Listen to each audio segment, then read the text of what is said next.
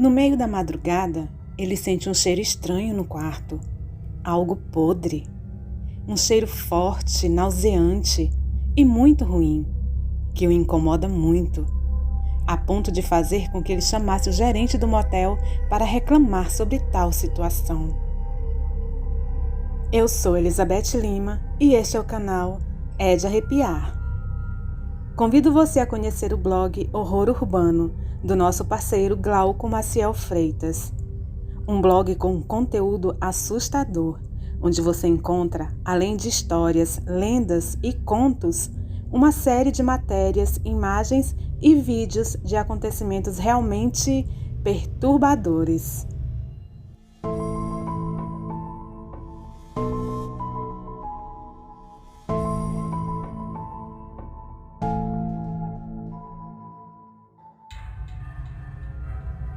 Era sua primeira viagem de moto.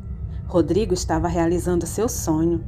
Comprou uma moto de 600 cilindradas. Iria fazer sua primeira viagem sobre 2 rodas. Tinha preparado tudo em uma semana. Iria pegar mais de 500 quilômetros até a casa de seu amigo de infância Francisco, que morava no litoral nordestino. Após rodar 300 quilômetros, ele já estava cansado e resolveu procurar um lugar para poder parar, se alimentar e descansar. Andando mais uns minutos, de longe avista então um motel e resolveu parar ali para tirar um cochilo e depois continuar sua viagem no dia seguinte. Chegando lá, pediu um quarto e foi para seu aposento, desfez de toda a bagagem e foi deitar. No meio da madrugada, ele sente um cheiro estranho no quarto, algo podre, um cheiro forte e muito ruim, que o incomodou a ponto de fazer com que chamasse o gerente do motel. O dono, mesmo sem identificar de onde vinha o cheiro, troca os lençóis da cama e diz que qualquer coisa é só chamar. O viajante então deita pensando que o problema seria resolvido, mas estava enganado. Em questão de minutos, ele sente novamente o mesmo cheiro forte, só que desta vez ainda pior. Isso faz com que ele se sinta muito mal. O dono aparece e começa a procurar o motivo de tal odor. Faz uma pequena faxina no local e diz que caso aquilo continue, basta ele chamar novamente que ele o trocaria de quarto. Rodrigo aceita e resolve voltar a dormir, ou pelo menos tentar dormir. Alguns minutos passam. Rodrigo começa a sentir tontura e a vomitar. O cheiro volta e acaba o deixando muito mal. Porém, antes de esboçar qualquer reação, ele cai no colchão e apaga. No dia seguinte, Rodrigo acorda com vários arranhões pelo corpo e nota algo estranho no colchão. Ao tirar o lençol, ele nota que o colchão havia sido costurado e sente algo rígido por dentro dele. Então ele pega uma faca e começa a rasgar o colchão. A cada abertura feita, uma cena bizarra ia se revelando. Haviam ali várias partes de um corpo já em decomposição. Imediatamente ele junta todas as suas coisas para ir embora. Antes, ele avisa o gerente que, no entanto, não parece nada surpreso com tal revelação. Boa noite. Cafezinho na madrugada. Em 1995, após uma noitada, eu estava dormindo na sala de minha tia e um amigo meu estava brincando com aqueles minigames dentro do seu carro, na garagem. De repente, uma mulher o chamou. Assustado, ele saiu do carro e perguntou o que ela queria. Surpreendentemente, ela pediu café. Então ele foi rapidamente dentro da casa e me acordou. Disse para mim que tinha uma mulher pedindo café lá fora. Achei estranho. Pensei até que seria um assalto. Mas realmente havia uma mulher na porta pedindo café. Eu fui pegar o café enquanto meu amigo ficou conversando com a moça. A mesma não dizia coisa com coisa, e parecia estar muito assustada. Como eu estava demorando um pouco, ele virou-se de costas para o portão e veio até a cozinha. Deu um berro me chamando. Em questão de segundos, a mulher simplesmente desapareceu. Sendo a rua bem extensa, e poderíamos ver se ela simplesmente tivesse saído andando, seja para um lado ou seja para o outro. Não havia sinal da mulher. Quem seria essa mulher? Boa noite. O que aconteceu com meus pais? Era sexta-feira e Ivo tinha chegado à sua casa tarde do serviço, pois teve que ficar para atividades extras. Estava cansado e queria um final de semana tranquilo e só. Passou no mercado e comprou cerveja e uma boa peça de picanha para assar. Chegando à sua casa, notou que seus pais não estavam. E ainda mais estranho, a casa estava com o portão aberto e as luzes todas apagadas. Entrou com sua moto ligada para iluminar o caminho com o farol e não notou nada de estranho, exceto pela casa aberta e um dos carros não estarem na garagem. Logo pensou que seus pais tivessem saído e esqueceram-se de fechar o portão.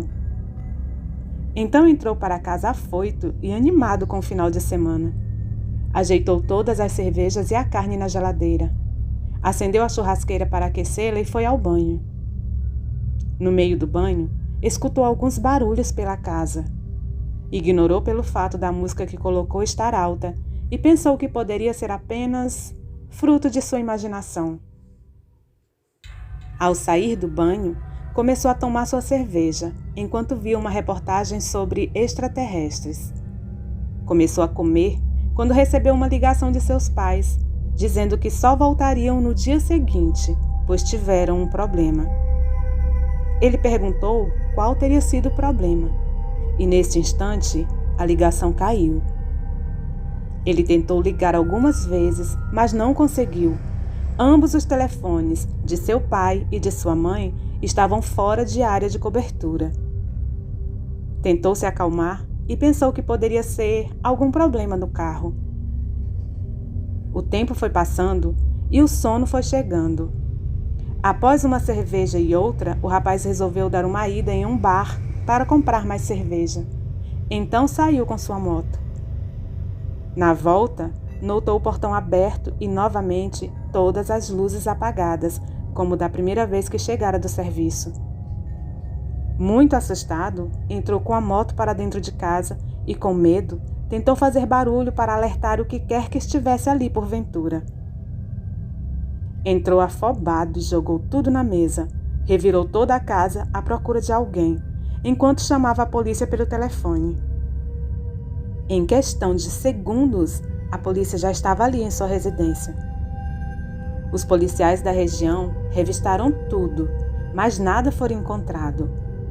Falaram então para que Ivo parasse de beber e perguntaram se ele tinha usado algum tipo de droga ilícita. Ele respondeu que não e que jurava que tinha deixado o portão fechado e as luzes acesas ao sair. Os policiais não fizeram mais perguntas e foram embora. Apenas disseram que voltariam em breve para ver se estava tudo bem. O rapaz foi deitar ainda cismado e preocupado por ter ocultado algumas informações da polícia, por medo deles o julgarem como doido. Porém, muito cansado, adormeceu rapidamente. Depois, os policiais voltaram. Porém, vendo tudo quieto, pensaram: o rapaz deve estar dormindo. De madrugada, acordou com um estalo vindo debaixo de sua cama. Levantou assustado e, ao pisar no chão, notou uma mancha de sangue próximo ao pé da sua cama. Ofegante e em pânico, olhou por baixo da cama. Não acreditou no que estava vendo. Seus pais estavam ali, debaixo da cama, mortos. O sangue estava frio e talhado no chão. Quem fizera a ligação para Ivo, alegando serem seus pais? O que entrou em sua casa? como tudo isso aconteceu? Até hoje o mistério não foi solucionado. Ivo mora sozinho e até hoje não consegue explicar aquela situação daquela noite. Perturbado com tudo, toma remédios controlados para evitar ataques de pânico e recebe visitas diárias de psicólogos. Após algumas sessões, afirmou que naquela noite sentiu o cheiro de carne podre por toda a casa e que um cheiro de queimado ardia em suas narinas e que, ao olhar para seu quintal uma certa hora, notou duas figuras que se pareciam com seus pais e que estas acinaram de forma misteriosa, como se estivessem dando tchau. O tempo passou e nada foi descoberto. Atualmente, na casa onde Ivo morou com seus pais, foram encontrados 2 corpos. A autópsia não conseguiu descobrir a quem pertenciam. E o mistério continua até hoje. Boa noite. Desirê. Quando eu era criança, tive uma amiga imaginária assim como qualquer outra criança em seu auge lúdico. Porém, Desirê não era mais fruto da minha imaginação. Por anos, meus pais nunca presentes negligenciaram meus questionamentos e reclamações a respeito daquele ser que toda noite aparecia em meu quarto. Eu escutava cada movimento dela se aproximando, vindo em minha direção. E quando estava perto, ficava ali, parada, me observando dormir, noite após noite, me torturando, me apavorando. E muitas vezes desejei a morte para acabar com aquele sofrimento incessante. O tempo passou e hoje, com 28 anos, não a vejo mais. Porém, eu jamais esquecerei aquele ser. O quanto eu sofri, me deixou com traumas que creio que nunca mais irei superar. Tudo bem. O mais importante é que Desirê foi embora, ou simplesmente deixou de existir. Era final de semana. Um dia de domingo chuvoso de janeiro. Eu estava em casa jogando uma partida de Call of Duty com alguns outros players. Dentre umas e outras palavras trocadas com meus companheiros, um falou algo que me chamou bastante atenção. Misericórdia, aquilo parece Desirê. Foi o que escutei de GM Hostfacer, nickname do jogador. Foi o que escutei e foi o que ele disse em alto e bom som. Não podia ter confundido. Naquele instante, os pelos do meu corpo eriçaram e todas as lembranças vieram à tona. Fiquei atônito por alguns segundos. Pelo menos era o que eu imaginava. Mas já haviam se passado exatos 20 minutos. A partida havia acabado e estava ali na sala, com o controle nas mãos, como se tivesse sofrido um apagão. A única coisa que me veio à cabeça foi procurar o tal jogador e procurar saber o que ele sabia sobre a Desirê. Só que eu tinha medo. Eu não queria ressuscitar aquilo. Ignorei o medo e chamei GM Hostfacer. Após alguns minutos de conversa, falávamos exatamente sobre o mesmo ser. Mas como? Desirê realmente existe? Quando o GM Hostfacer começou a sofrer com a presença, foi até um fórum desses chans espalhados pela internet e contou sobre todo o seu sofrimento. E ali, após alguns anos no mesmo post, haviam centenas de relatos sobre Desirê. Todos exatamente falando sobre a suposta aparição, sobre o mesmo ser. A descrição era exatamente a mesma. Uma figura caquética de pele branca como a neve, cabelos longos, boca vermelha como sangue e olhos humanos. Era assustador.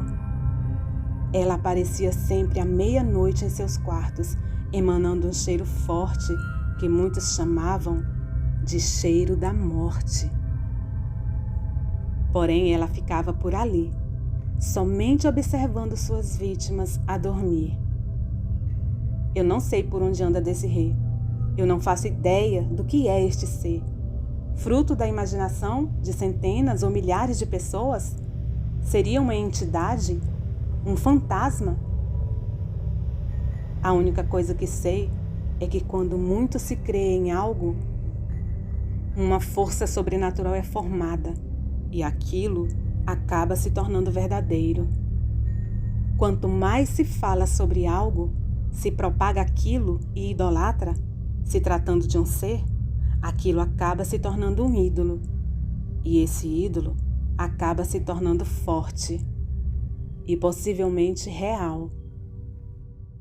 Ah, e por que Desirê? Porque para alguns, ela já contou seu nome. Uma mentira dita 1000 vezes torna-se verdade. Palavras de Joseph Goebbels. Boa noite. Nossos agradecimentos especiais ao amigo Glauco por nos ceder estes contos. Você quer ter seu relato ou conto narrados aqui? Envie para o nosso e-mail ou WhatsApp, que estarão na descrição do vídeo. A todos, o nosso muito obrigada pela companhia.